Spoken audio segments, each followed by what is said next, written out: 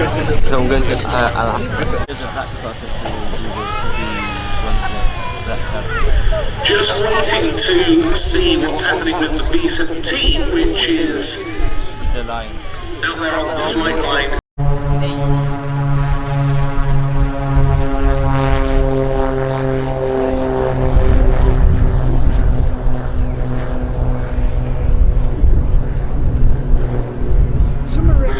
And in front of us on the flight line, an almost synchronised shutdown by the engines on the 4 Fokker instructors.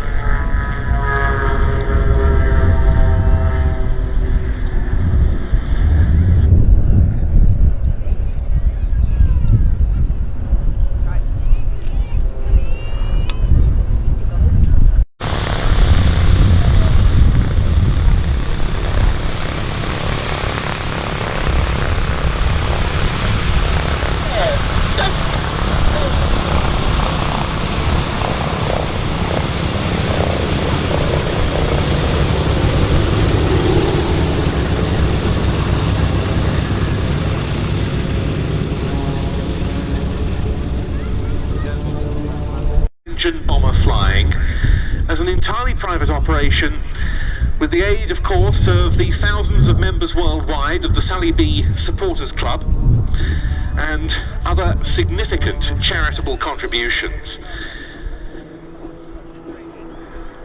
Here come then the B17 and the Blades.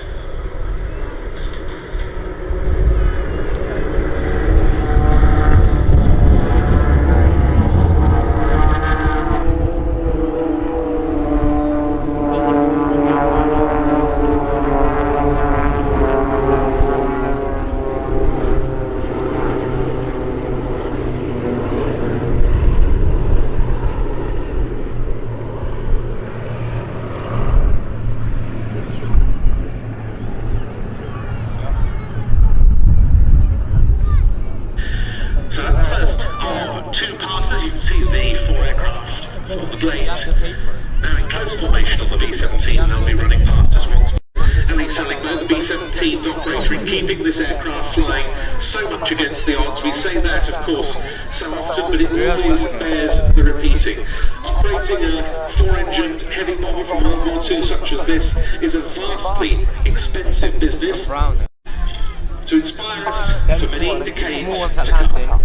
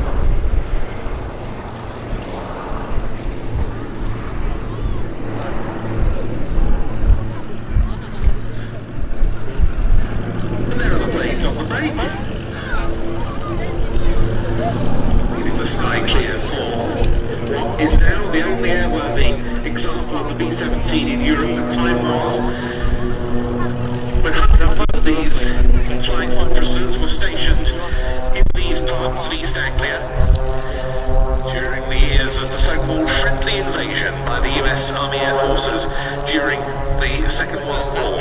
And it was a friendly invasion that began 80 years ago this summer with the arrival here of the first elements of the US 8th Air Force. The Air Forces.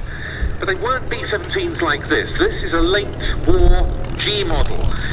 These earlier examples were B-17Es. They began entering service here with the 97th Bomb Group.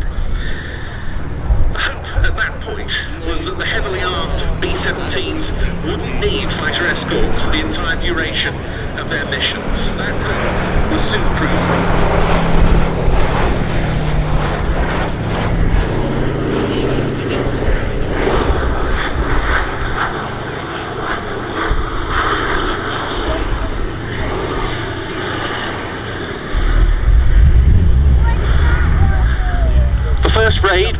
the P-47 Thunderbolt, and especially the P-51 Mustang we saw earlier, that really helped protect these aircraft on their daylight raids into occupied Europe.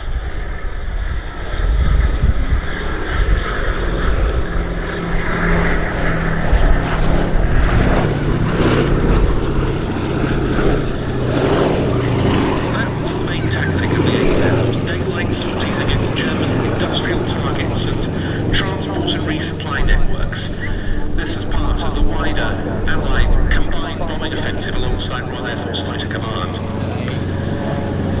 Even as losses of the heavy bombers, the B-17s and the B-24 Liberators decreased as the Allies gained air superiority, there were still many dangers for the crews of the daylight bombers, notably the effects of flak even on the legendarily tough airframe of the B-17. It's all those operations that Sally B pays tribute to, and it's to the members of the Sally B Supporters Club, whose memberships help keep this aircraft flying, that we pay tribute with the final parts of this display by Sally B.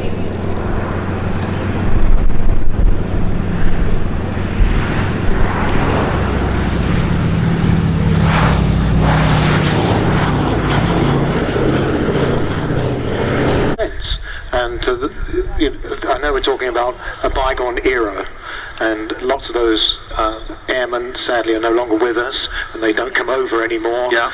But